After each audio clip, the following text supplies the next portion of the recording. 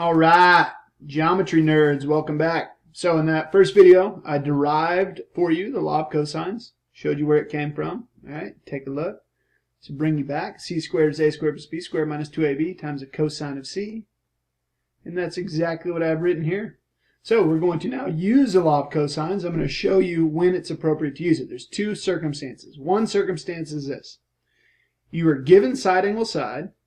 So it would look something like this. You would be given this value, you'd be given this value, you'd be given this value to find the side across from the given angle.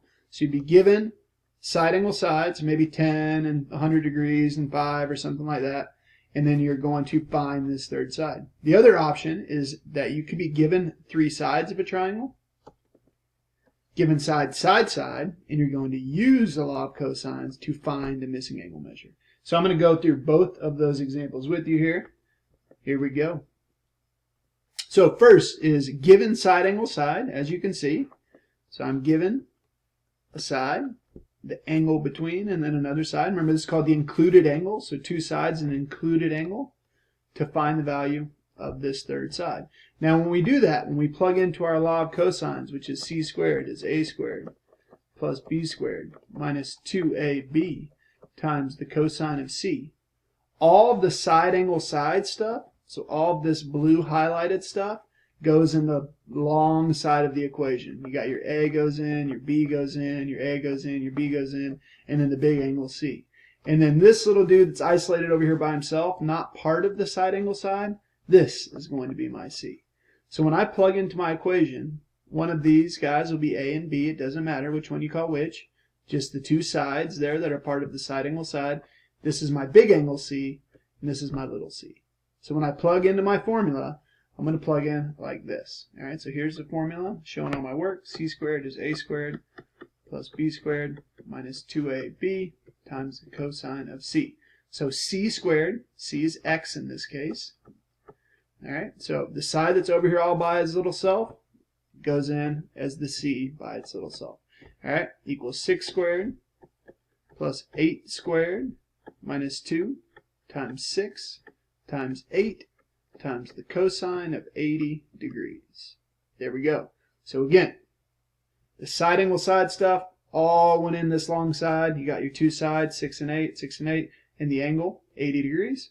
And then this, what we're trying to find, this side across from that, goes by itself. So now let's just do a little bit of work. So what I honestly do right here, you guys, is I just say, all right, well, x is equal to square root of all of this, because I can just plug all of this into my calculator right now.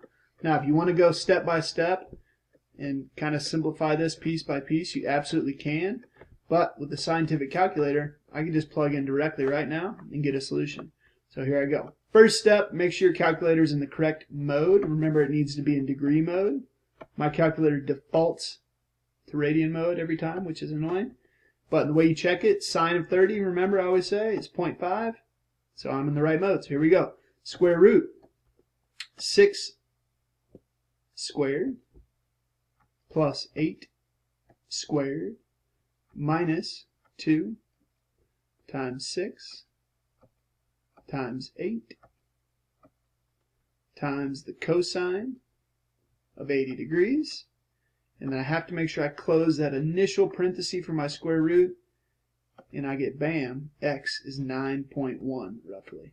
X is approximately 9.1. And then when you're done, you guys, just make sure your answer makes sense, you know. Like relative to this triangle, 6 and 8, that's an 80-degree angle. 9.1 makes sense. You know, if you would have got something, you know, like 50 or something like that, of course, that doesn't make any sense because these two sides wouldn't be long enough to accommodate that. So, you know, at the end, just confirm your answer makes sense. So we'll try it one more time, and I'll show you again my thought process. So I have to have side angle side for A, B, and the angle, which I have. And I'm going to use all of that to find this guy over here that's by himself. So here we go. This is going to be little c, little a, little b, and my angle. So w squared will equal 9 squared plus 5 squared minus 2 times 9 times 5 times the cosine of 47. So w will equal the square root of all of this. Or actually, let me show you one other option. if you want to right now, to avoid a parenthesis mishap that could potentially happen, you could type all of this in right now. So it'd be like, all right, so 9 squared plus 5 squared minus 2 times 9 times 5 times the cosine of 47. And so when I type all this in, and I like to confirm, there's a lot of numbers, make sure I didn't make any mistakes, everything's looking good. When I type it in, this is going to give me w squared. So w squared is roughly 44.6, right? So then what I'm going to do is in my calculator, I will now go to second square root. That's where that square root is in this calculator. And then I'm going to put in this previous answer. Now I could type this in, but also remember your calculator has this option. That means the previous answer. So I'm going to square root the previous answer, and I get that w is around 6.7. And based on the numbers that I have here, that seems to make sense. All right, friends, there we go. That's how you solve for a third side. So the last thing here for law of cosines is how you can use it to solve for an angle. This is a bit more algebraically demanding. All right. So first, if this is the angle that I'm trying to solve for, then this is my side angle side stuff over here, and this is the loner, the guy all by himself. So this would be my little c, this would be my angle c, little a, little b. So when I plug into my law of cosines, which again, to remind you, is c squared equals a squared plus b squared minus 2ab times the cosine of c, I will get that c is 7, so 7 squared is equal to 8 squared plus 6 squared minus 2 times 8 times 6 times the cosine of theta. Now, this is a more algebraically demanding, like I said, so check it out. My objective is to get this by itself, the cosine of theta all by itself, so that I could use inverse cosine in my calculator to solve, and I'll show you that when we get to that point. So, first step is, you got to do this one piece by piece. So, 7 squared is 49, 8 squared is 64, 6 squared is 36, minus 2 times 8 times 6 is 96, and then cosine of theta. All right. Next thing I'm going to do is I'm going to get 49 is equal to 64, and 36 is 100, minus 96 cosine theta. Okay, warning, pay close attention. This is where mistakes happen. You cannot do 100 minus 96. All right, you cannot subtract 100 minus 96 because this is 100 ones. This is 96 cosine thetas. They are not like terms. So if our objective is to get the cosine of theta by itself, then what I need to do rather, so pay attention at this point, is I'm going to subtract 100 from both sides. When I subtract 100 from both sides, I get negative 51 is equal to negative 96 cosine of theta. And now, to get the cosine of theta by itself, I will divide both sides by the negative 96. Alright, and just to save some pen stroke, I know that negative divided by negative is positive, so I end up with this. Cosine of theta is equal to 51 over 96. So now, in my calculator, if I want to undo cosining, what I'm going to do is I'm going to inverse cosine all of this. So theta will equal, because inverse cosine and cosine cancel, they're inverse operations, so I can just get theta is equal to inverse cosine of 51 over 96. So we take out our calculator. In our calculator, we do inverse cosine of 51 divided by 96. And I get that theta is approximately 58 degrees, depending on how it asks you to round. I don't know if I specified, did I? Let me look.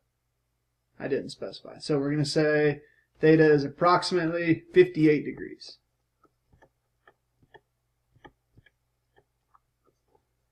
Alright, booyah. Sweet. Alright, and then finally, in problem 4 here, we're just going to set up the same way. So first establish, where is your side angle side? Alright, here's my 6. There's my angle I want to find. There's my 8. There's my side angle side stuff. And what's the guy by himself, my little c, is this 10. So here we go. We're going to say 10 squared is equal to 6 squared. not sure why I used 6 and 8 again. Sorry about that. Wasn't being very creative. So 6 squared plus 8 squared minus 2 times 6 times 8 times the cosine of theta. Now remember, my objective, get this part by itself. So here we go.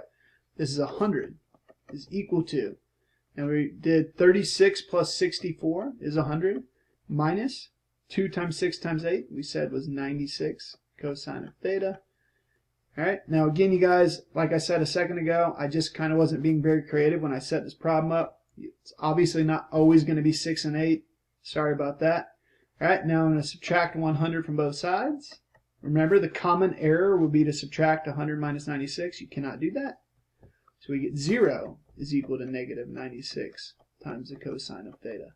Then when I divide both sides by negative 96, well, 0 divided by anything, you guys, is just 0. So I get the cosine of theta is equal to 0. Next, if I use my inverse option, theta will equal inverse cosine of 0. So I'm just going to punch that into my calculator. Oops, went a little bit too far there. And so, second cosine of 0 is 90 degrees. So theta is equal to 90 degrees. Now with this problem, check it out. If you were critically thinking, and you're paying attention to things you've already learned, you could have saved yourself all of this work. You should have recognized, I hope, that 6, 8, 10 is a Pythagorean triple. It is a 3, 4, 5 times 2. And if you recognize that right away, you would know that this would have to be a right angle. You wouldn't have to do any work, and theta would be 90 degrees. So the point is, still think about the things we already learned, think critically, and let me know if you need help. This could be a little weird at first, but once you get the hang of it, it's pretty easy. Hope you guys are doing well, and go on to the assessment, and good luck.